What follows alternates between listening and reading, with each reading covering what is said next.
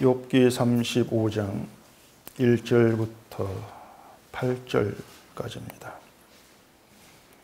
엘리후가 말을 이어 이르되 그대는 이것을 합당하게 여기느냐? 그대는 그대의 의가 하나님께로부터 왔다는 말이냐?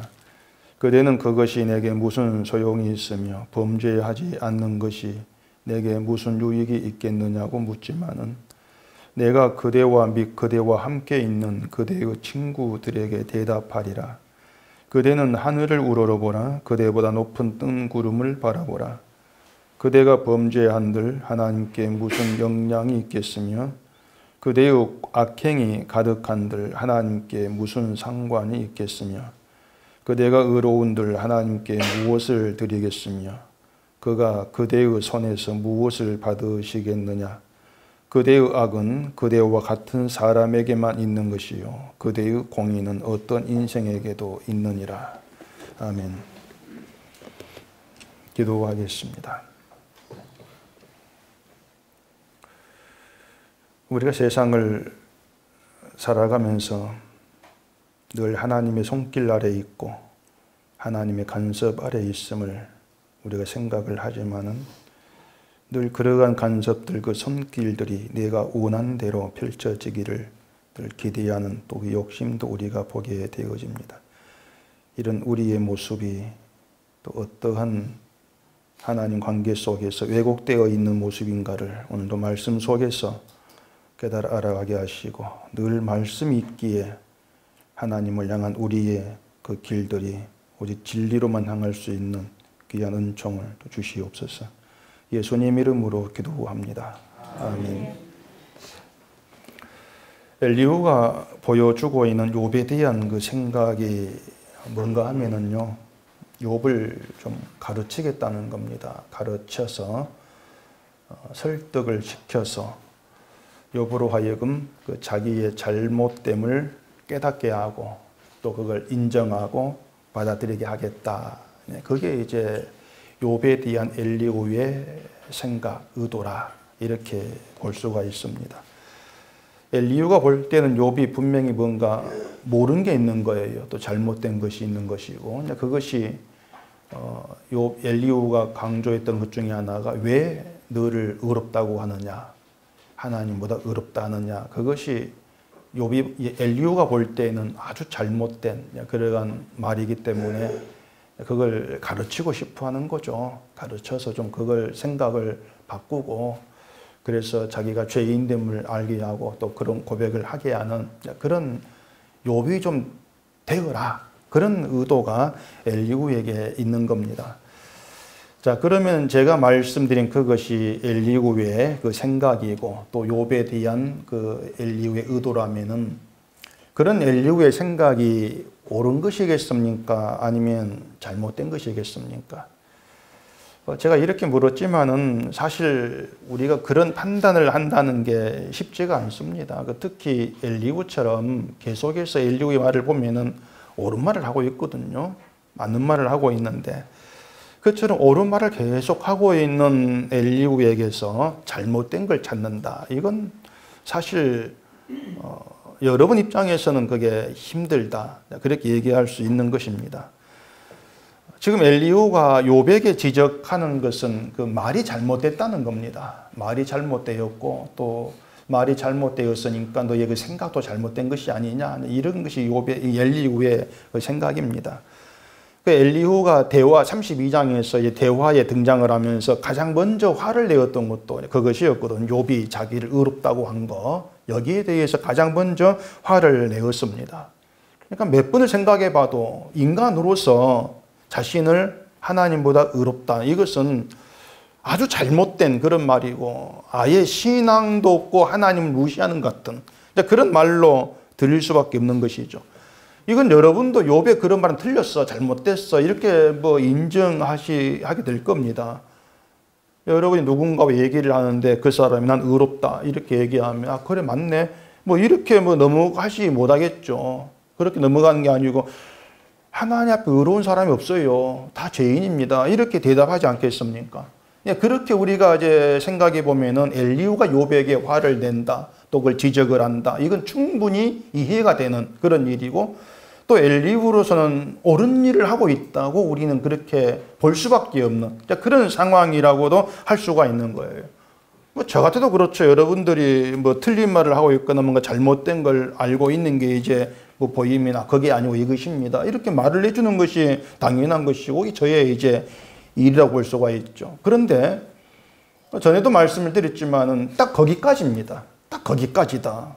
그게 제가 있는 이유라는 것입니다. 뭐냐면은, 자, 목사가 있다. 목사가 있는 건 여러분께 복음을 전하고 복음을 가르치고 또 틀린 건 틀렸다고 하고 옳은 걸 전하고, 이게 목사가 있는 이유라. 이렇게 이제 해 보시란 말입니다. 근데 그게 목사의 일이 전부가 아니고 더 있는 거예요. 더 있는 게 뭐냐면은, 예수를 여러분이 알고 예수를 믿는 것은 목사의 말재주 가지고는 안 된다는 걸 목사가 또 보여줘야 돼요. 그게 있어야 돼요. 목사의 말재주 되는 것이 아니고 목사의 설득력, 목사의 지도력 뭐 이런 것 가지고 되는 것이 아닙니다. 믿음은 오직 성령의 능력으로만 됩니다. 그것까지도 제가 여러분께 보여줘야 되고 또 나타내야 되고 전달해야 되고, 그게 목사의 임무로 이렇게 돼 있는 거예요. 목사도 특별할 게 없는 것이고 늘 죄 가운데 살고 있고요. 다 그런 거예요. 이걸 얘기해 줘야 되는 것이죠. 그건 뭐냐면, 목사부터 이제 그 사실을 분명히 인식을 하고 있어야 한단 말입니다. 참 그게 필요한 건데, 대개 보면은 이제 교회에서 내가 말을 잘함으로 인해서 은혜를 끼치고 또 그것으로 인해서 예수를 더 잘 믿게 되고 늘 그런 생각을 갖고 있는 거예요. 그게 넘치는 거죠. 지나치는 것이고 결국 복음으로 시작했다가 나에게로 향하는 그런 결과가 돼버릴 수밖에 없는 것이죠. 그래서 저는 늘 제가 저에게서 생각을 하고 내가 누군가 이러한 생각을 해가면서 하는 것이, 복음을 얘기하지만 복음 말씀을 드리면서 내 말의 설득력으로 되는 것이 아니고 성령으로 됩니다. 저는 그걸 말씀을 드리는 것이고, 여러분이 늘 그 생각을 갖고 있었으면 좋겠는 거예요. 목사의 말은 개떡이다. 말은 많은 것 같은데 개떡이다. 개떡이라고 하면 좀 그렇고 허사다. 이렇게 여기시고, 나를 가르치고 나를 설득시키고 나를 끌어간 성령이시다. 그렇게 아시는 게 맞는 겁니다. 그러면 목사는 좋은 게 뭐냐면요, 교인들이 뭔가 목사가 전하는 그런 내용에 떠나가지고 여전히 자기 멋대로 말하고 믿고자 하는 걸 봐도 실망하지를 않습니다. 내 말로 안 되는 걸 아니까, 맞게 났으니까 실망을 안 해줘. 아니 어쩌면 그렇게 말을 해도 못 알아쳐먹으면 안 되겠다. 죄송합니다. 말을 그렇게 하면 안 되는데 못 알아먹습니까? 당연히 신자가 아닙니다. 이 생각이 없는 거예요. 사실은요. 저에게는 솔직히 그렇습니다. 그 생각이 없는 거예요.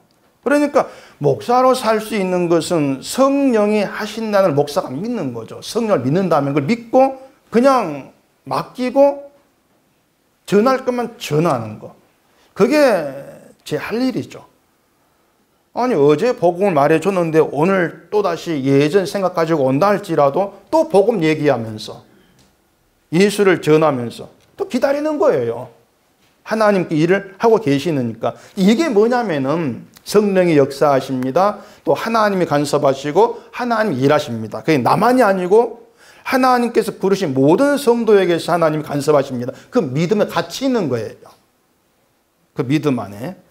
그래서 우리가 옳은 말을 한다 해도 정말 중요한 것은 하나님과의 관계에 있는 겁니다. 늘 그게 중요한 거예요. 그러니까 말을 해도 하나님과의 관계에서 얘기하는 것이고, 그냥 그것은 내가 그냥 말하는 것과는 전혀 다른 거예요. 사람이 하나님과의 관계에 있다. 이게 무슨 뜻인가 하면은요, 대개 이제 그것을 막 기도하고 이런 것으로 막 생각하는데 그게 아닙니다. 하나님과 관계에 있다는 것은 하나님이 살아 계셔서 하나님의 뜻대로 일하실 믿는 겁니다. 그게 하나님 관계에 있는 거예요. 그렇게 하나님 살아 계시고 하나님이 내 뜻이 아니고 하나님의 뜻대로 일하신다면 그 안에 내 뜻은 늘 내려져야 되죠. 포기 되어야 되고 그게 하나님 관계 속에 살아가는 거예요. 이런 믿음에 있는 것이. 이처럼 하나님과 관계에 있는 상태에서 얘기를 하게 되어지면은 내 말이 맞든 맞지 않든 내 말로 되는 건 아무것도 없다. 이건 분명히 알게 되는 거예요. 내 말로 되는 건 아무것도 없다. 다시 말해서 얘기하는 대로 내가 말하는 게 다 허사야. 내가 말하는 다 허사다. 그걸 아는 거죠. 다 허사니까 그럼 말할 필요 없겠네. 그 뜻이 아니에요. 허사라고 하는 것은 내가 한 말이 능력이 되어가지고 내가 원한 결과를 만들어내는 건 없다는 겁니다. 뭐 몇백 명을 회개시키려고 내가 막 설교를 준비해서 멋진 말을 만들어내고 그렇게 해가 회개되는 그런 건 없다고 하는 거예요. 다만 주께서 내가 전한 복음을 도구로 사용을 하셔서 하나님이 택한 누군가를 믿음이 있게 하시는 그 일에 사용되어지는 것 뿐이죠. 내 말도 나도 여러분도. 그래서 복음을 전하면 그 복음을 누군가가 주의 은혜를 알게 되어질 때 그것은 나의 말의 설득력이 아니고 주께서 하신 것이다. 늘 그렇게 증거가 되어져야 되는 것이죠. 그러니까 우리가 살아가고 우리가 말하고 우리가 한 모든 것들은 주님이 일하신다. 이걸 나타내는 증거물은 늘 나와줘야 돼요. 주님이 일하신다. 근데 신자는 이제 자기 말에 대해서 이러한 인식을 분명히 가지고 있어야 하는 것입니다. 내 말에 대해서. 이것이 없으면요, 난 맞는 말을 한다. 내가 맞는 말을 했다는 것으로 자기를 정당화해 버리는 거예요. 난 맞는 말 했잖아. 너 틀렸잖아. 그렇게 나눠버리는 거예요. 이게 분명히 그렇게 나와줄 수밖에 없는. 그러면서 내 말이 맞는 말인데 내 말을 받아들이지 않는 너는 믿음이 없다. 복음도 몰라. 예수도 몰라. 이렇게 간주해 버리는 판단이 분명히 나와질 수밖에 없는 것이죠. 그래서 늘 우리는 옳은 걸 알고 옳은 말을 한다. 이것 전에 내가 누구냐, 내가 하나님 어떤 관계인 이것부터 분명히 인식을 하는 상태가 되어져야 한다는 겁니다. 그래서 오늘 본문에서도 이제 엘로의 말은 분명히 잘못된 게 없어 보인다는 겁니다. 잘못된 게 없어 보인다. 2절 보십시다. 그대는 이것을 합당하게 여기느냐? 그대는 그대의 의가 하나님께로부터 왔다는 말이냐? 요 엘리와 계속 추궁하는 그거죠. 욥이 자기를 의롭다고 하는 이걸 계속 지금 추궁을 하고 있는 겁니다. 이건 욥의 세 친구들도 욥에게 추궁했던 그런 문제죠. 자기를 의롭다 한다는 거. 그러니까 그들이 볼 때에는 지금 재난을 받고 있는 사람이 자기를 의롭다고 하는 것이 말이 안 되는 거예요. 재난 받고 있는데. 사실 그 어지간한 기독교인이다 그렇습니다. 내가 갖고 있는 것을 뭔가 잃어버리는 그런 재난을 겪을 때에 내가 하나님께 무슨 문제가 있나, 무슨 죄를 지은 이 생각 안 할 수가 없어요. 우리 내면이 그렇게 재난은 죄에 대한 하나님의 어떤 징벌, 그런 인식이 살아있는 겁니다. 늘 자리하고 있는 겁니다. 근데 아무리 생각해도 뚜렷한 죄가 없으면은 알게 모르게 지금 용서해 주세요. 이렇게 뚱치려고 그러죠. 계속 뭐 뭉쳐가지고 넘어가려고 하는 경우가 많지 않습니까? 그렇게 했으라도 회개한 날을 좀 봐주십시오. 이런 의도가 있는 겁니다. 이것이 이제 하나님을 찾는 사람들 보편적인 성향이라고 이제 그렇게 얘기할 수가 있는 것인데 욥은 내 의롭다고 하면 전혀 다른 태도를 지금 보이고 있기 때문에 세 친구는 물론이고 엘리후도 욥이 의롭다고 한 것을 계속 추궁을 하고 있는 이제 그런 상태가 되는 것이죠. 그래서 전에도 말씀을 드렸지만은 이 사람들이 욥을 바라보는 그런 시각에서 드러나는 것이 뭐냐면은 욥이 자기 의롭다는 그 말이 잘못되었으니까 욥도 잘못되었다 그겁니다. 너 말이 잘못되었으니까 너도 잘못된 사람 아니냐. 사람을 이제 그렇게 바라보는 것이 옳다고 할 수가 있냐고 하는 겁니다. 우리도 사람을 그렇게 바라보는 경우가 많지 않습니까? 틀린 말 하면 틀렸어, 잘못됐어, 믿음이 문제야, 이런 식으로. 반대로 맞는 말 하면 당신 복음 안에 믿음이 있네, 이렇게 인정해주고. 그런 게 많아요. 근데 사실 말이 맞든 틀렸든지 간에 상관없이 사람은 다 문제가 있고 죄 있는 존재이지 않습니까? 그래서 틀린 말을 한다면 그것은 사람 본성이 잘못되어 있고 자기 위주 생각이기 때문에 틀린 말 당연히 할 수밖에 없는 것이고, 반대로 맞는 말을 한다면은 그건 사람이 달라서가 아니고 성령이 알게 했다. 그렇게 보는 게 맞는 거예요. 엘리야가 그걸 생각했다면은 가장 먼저 자기가 맞는 말을 한다 할지라도 그렇다고 해서 내가 하나님 앞에 옳은 사람은 아니다는 그 생각 분명히 있어야 하는 것이죠. 그게 사실 옳은 거예요. 그게 하나님과의 관계에 있다. 그렇게 증거가 되어서 드러나지게 되는 겁니다. 엘리야가 말한 걸 보면은요, 분명히 엘리야는 하나님에 대한 지식이 있는 사람이에요. 지식도 그냥 있는 정도가 아니고 나름대로 안다고 하는 그런 사람이라고 할 수가 있는 겁니다. 그 말의 수준이 새 친구와 많이 달라요. 확 다르죠. 여러분도 아마 엘리야가 한 말을 보면은 달리 반박을 할 수 없을 거예요. 자, 그러면 엘리야에게 그렇게 하나님을 아는 지식이 이제 있다고 합시다. 그러면 그 지식이 어떻게 드러나야 된다고 생각을 하냐고 하는 거죠. 하나님을 아는 지식이. 엘리야 말고 여러분의 경우를 생각해 보세요. 야, 여러분이 복음을 압니다. 모여 얘기하면은 복음에 대해서, 십자가에 대해서 막 줄줄 말할 정도로 그런 지식이 있다, 이렇게 생각해 보십시다. 그렇게 복음을 아는 지식이 여러분께 있다면은 그 지식이 참되다, 그 증거가 어떻게 드러나져야 되냐 말입니다. 복음을 아는 지식, 그게 참되다는 것이 어떻게 나에게서 드러나져야 되는가. 이건 제가 항상 여러분께 강조하는 내용인데 이걸 여러분들이 좀 잘 갖고 계셔야 돼요. 우리가 복음을 알고 또 복음에 대해서 말할 수 있는 어떤 지식, 우리가 담겨 있는 것이 있다면은 여러분이 알고 있는 그 모든 것들은 가장 먼저 여러분 자신을 치고 밖으로 나와줘야 됩니다. 늘 그게 순서입니다. 여러분 자신을 치고 무너뜨리고 그렇게 해서 밖으로 나와줘야 된다는 거죠. 우리에겐 항상 어떤 충동이라는 게 있어요. 우리 안에는. TV를 보면은 나도 저렇게 살고 충동이 막 일어나죠. 또 어떤 남자 오면서 남편 미워진 충동도 있고 또 돈도 갖고 싶은 충동도 생기고 늘 그렇게 충동이 있기 마련이고, 그래서 충동적으로 산다, 그렇게 얘기할 수도 있는 겁니다. 인간이라 그래요. 자기 기분 따라 사는 충동적인 존재예요. 교회 일하는 것도 기분 따라 하지 않습니까? 기분 좋으면은 하려고 하고 기분 좋지 않으면은 난 오늘 안 해, 어깃장 부리고 그런 게 있잖아요. 그러니까 그런 충동적 인간성을 잘 이용하는 게 또 부흥사들이에요. 분위기를 슬슬 막 띄워놓은 다음에 이렇게 흥금할 뿐 그러면은 평소 안 할 사람이 분위기 못 이기가 충동적으로 손 딱 든단 말이죠. 나중에 또 후회하고. 근데 그때 후회 소용없어요. 왜냐하면 작정해놓고 안 하면은 하나님이 죽인다 하면서 난 얘기를 해버렸는데 어떡합니까? 겁이 나는데 집 팔아 헌금해야 되지. 그러니까 그런 게 인간 성향이라는 거예요. 자, 그런 성향이 복음을 만나요. 어떻게 되겠습니까?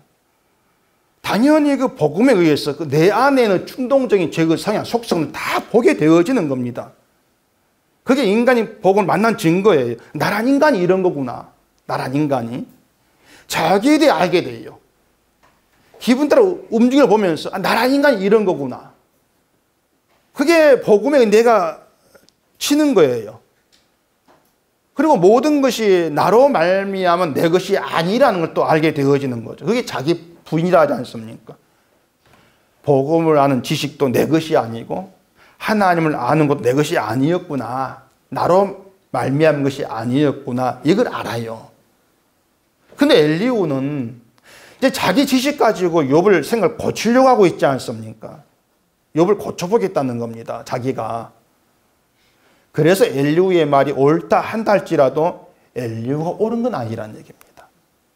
말은 옳은데 엘리야가 옳은 건 아니다. 그러니까 옳은 것 같은데 옳지 않은 거. 그걸 우리가 엘리후에게서 보게 되는 거예요. 오늘 설교 제목 그거지 않습니까? 옳은 듯 옳지 않은.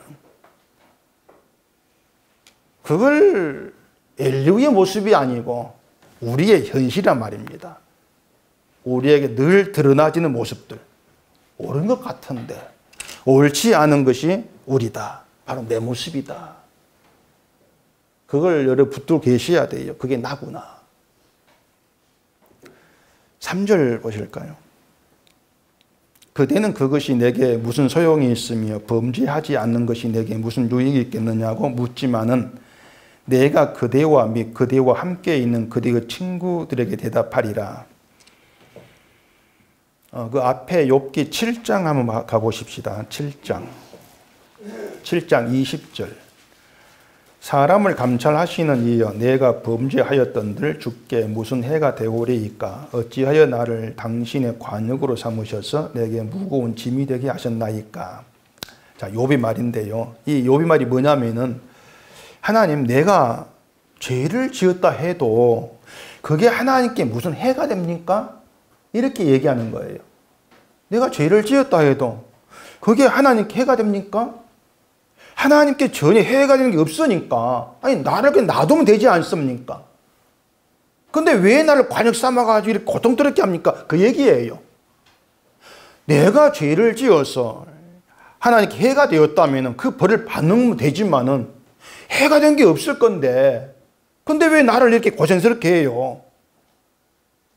그게 이 말을 한 욥의 속마음이죠.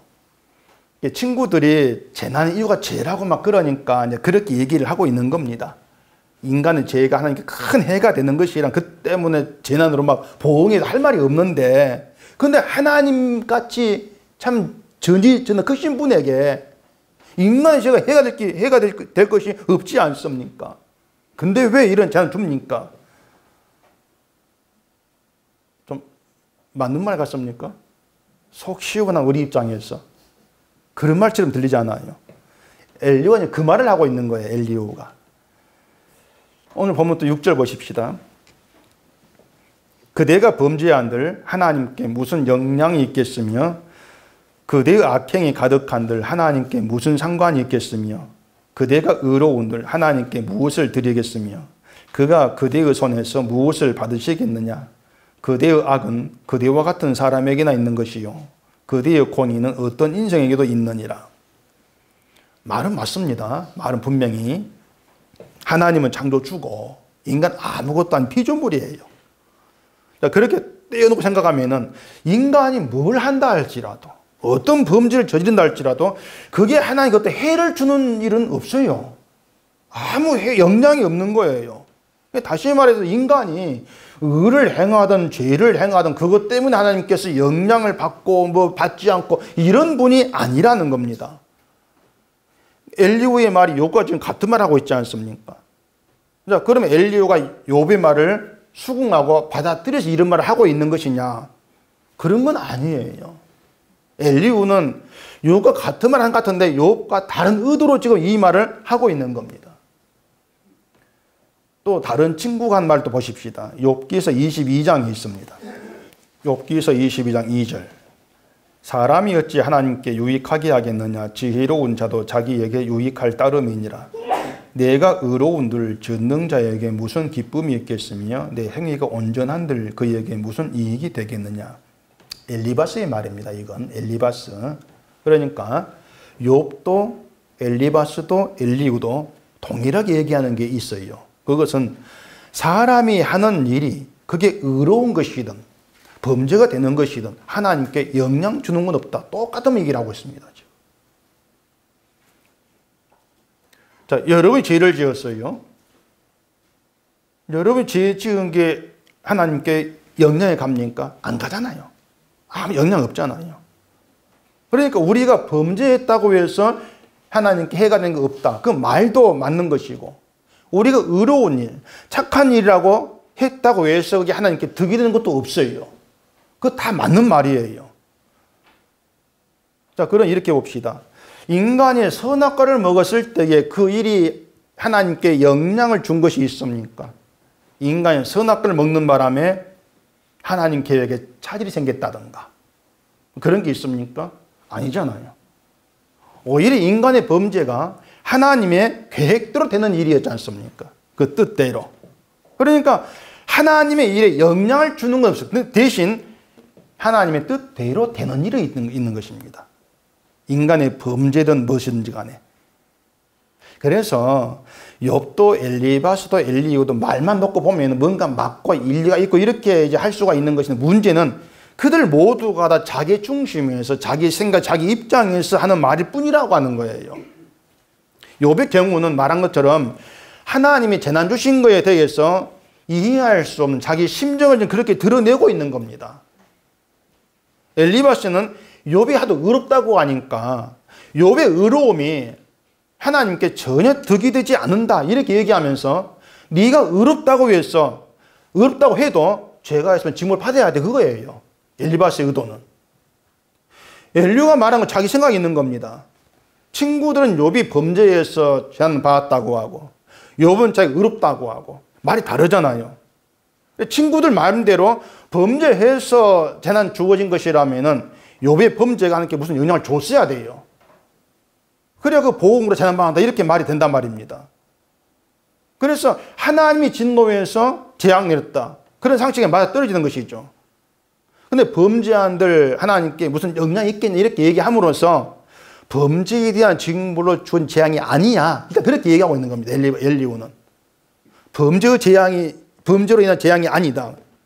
그리고 의로운들 하나님께 뭘 드리겠느냐 이렇게 하는 건 욥의 말대로 네가 의롭다고 해도 그것을 하나님이 받으신 것이 아무것도 없다면은 의로운데 재앙이 주어지는 것도 이상한 것이 아니다, 그 뜻이에요.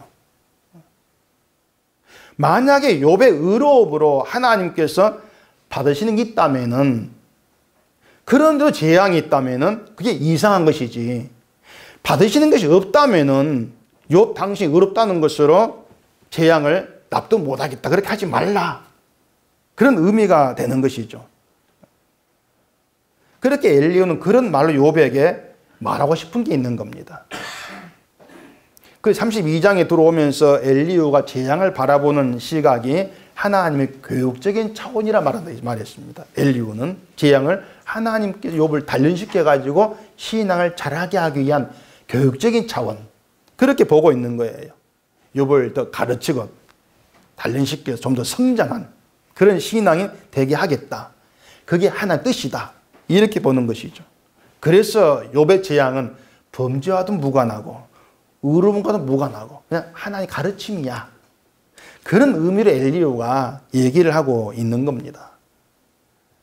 자, 그러면은 욥과 엘리바스와 엘리후가 같은 말을 했는데 누구 말이 맞다고 할 수가 있냐는 거예요. 아, 그래도 엘리후가 제일 낫다, 그럴 수가 있겠습니까? 셋 다 아닙니다.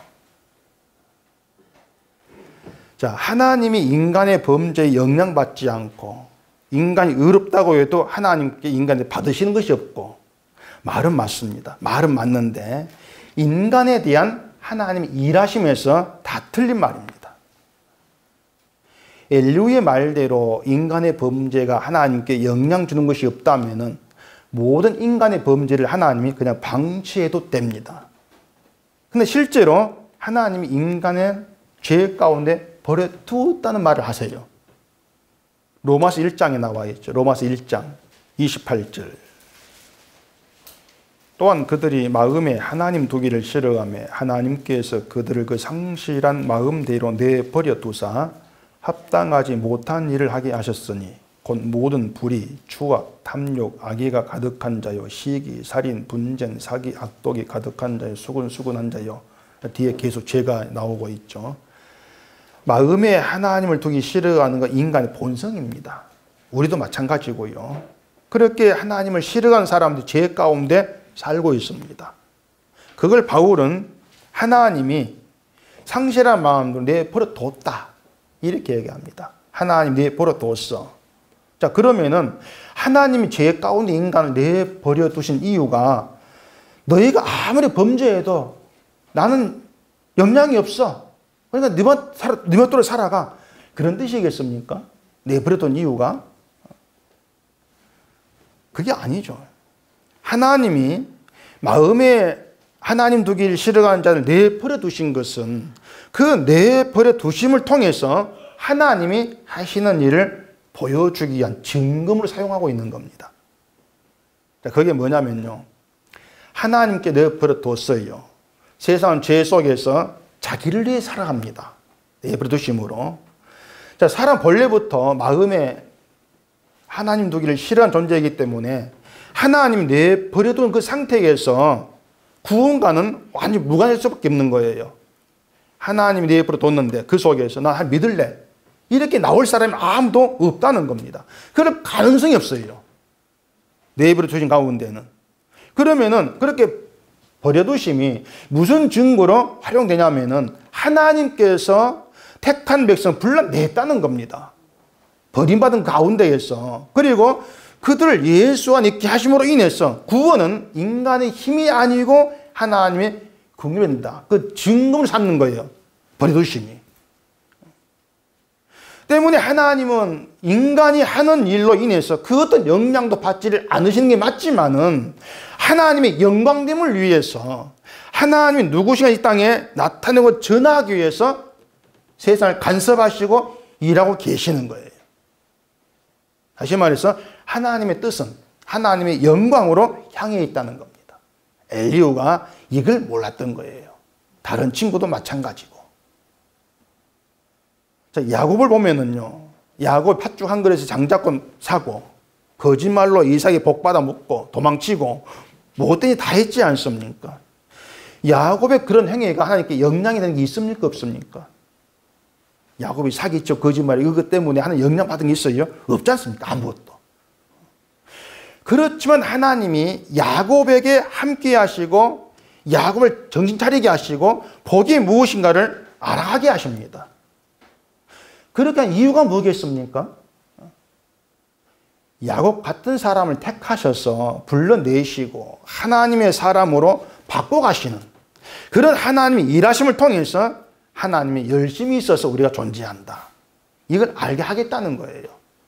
그런 점에 야곱은 증거물이에요. 하나님의 열심 때문에 하나님의 그 은혜와 일하심 때문에 내가 존재합니다. 그걸로 인해서 하나님의 은혜에 사랑에 감사하게 만들어내시는 겁니다. 그게 하나님 일하심이죠. 그걸 생각을 하면은요, 엘리후를 포함해서 모두가 다 보지 못한 게 분명히 있는 겁니다. 그게 뭐냐면 욥도 그렇고 엘리바스도 그렇고 엘리후도 그렇고 자기들 모두가 하나님이 일하심에 붙들려 있다는 거, 이걸 모르어지는 거예요. 그게 그들 잘못이죠. 내가 범죄하든 내가 의롭든 그것과 상관없이 하나님 뜻이 내게 있었어. 나 같은 자도 버리지 않고 끌어가신다. 그게 제 현실이다. 이것을 모르는 거죠. 결국은 그걸 아는 게 진짜 아는 거예요. 그걸 아는 게. 그래서 이들이 맞는 말을 해서 옳게는 보이는데 하나님 관계 보면 옳지가 않더라는 것입니다. 자기가 하나님께 붙들려 있는 존재를 보지를 못한 자체가 옳지 못하는 것이죠. 그게 엘리후에 대한 평가라고 할 수가 있는 거예요.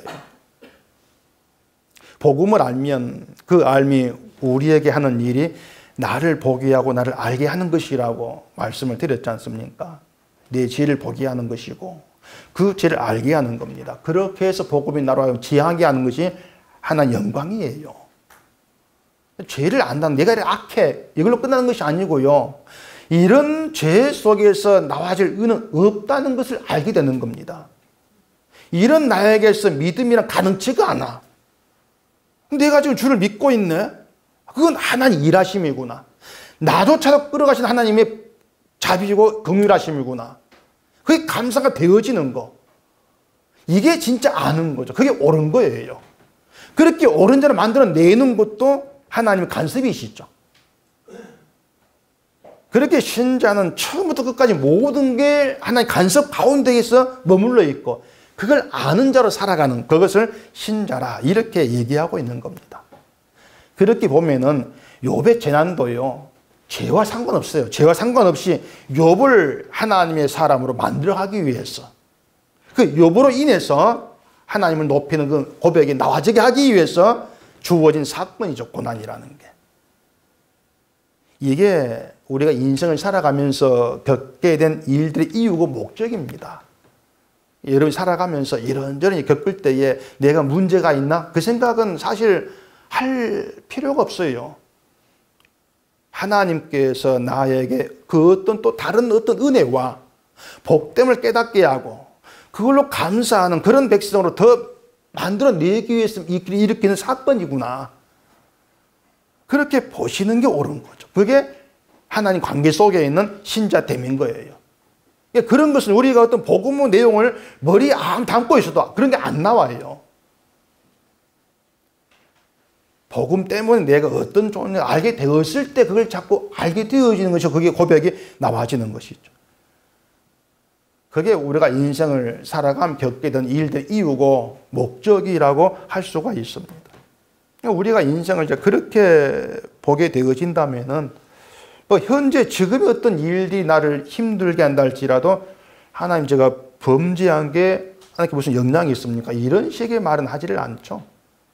모든 게 다 하나의 간섭임을 알기 때문에 오히려 하나의 간섭 가운데에서 나의 존재를 하나님의 은혜와 사랑을 아는 더 풍성한 자로 만들어내고야 마시는 하나님이 열심히 붙들려 있다는 그게 믿음이 되고 그게 인내가 되어지면서 주를 바라보게 만들어내는 거죠. 그런 점에서 엘리후는 자신이 하나님의 간섭 안에 있다는 것을 생각지를 못한 거. 그게 엘리후의 옳지 못한 것이었다. 이렇게 보시면 돼요. 그게 옳은 듯 하면서 옳지 못한 그런 게 되어지는 것이죠. 그게 우리들이 되는 것이고. 만약 엘리후가요, 자기를 하나님의 간섭 아래에 있는 대로 보게 되게 그런 시각이 있었다면 욥도 그렇게 봤을 거예요. 욥도 하나님의 간섭 아래에 있어. 이렇게 봤을 거예요. 엘리후가 욥을 하나님의 간섭 아래에 있다고 이렇게 알았다면 욥에게 너를 붙들고 계시는 하나님으로 인해 감사한다. 내가. 그렇게 말하지 않았겠습니까? 그게 하나님을 아는 하나님 사람에게서 나올 수 있는 말인 거예요.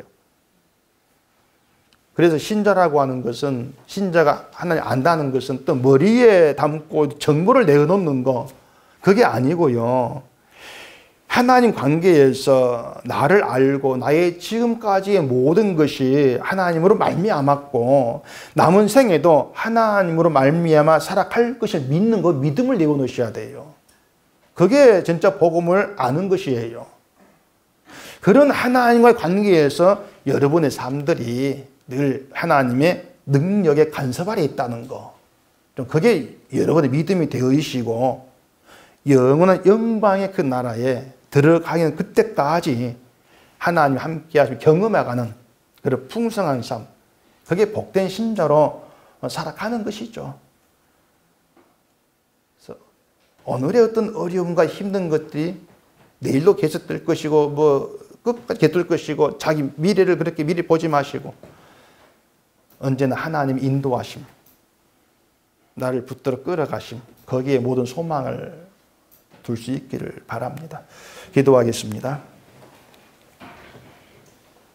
우리 아버지 하나님, 이 세상은 내 뜻대로 사는 것도 아니고 나 홀로 내 힘으로 살아가는 것도 아닙니다. 세상을 바라보면서 늘 나의 옳지 못함을 보게 되어지고 그 가운데에서 이러한 나조차도 하나님께서 붙들고 놓지 아니하시는 그 사랑과 은혜를 알게 되어집니다.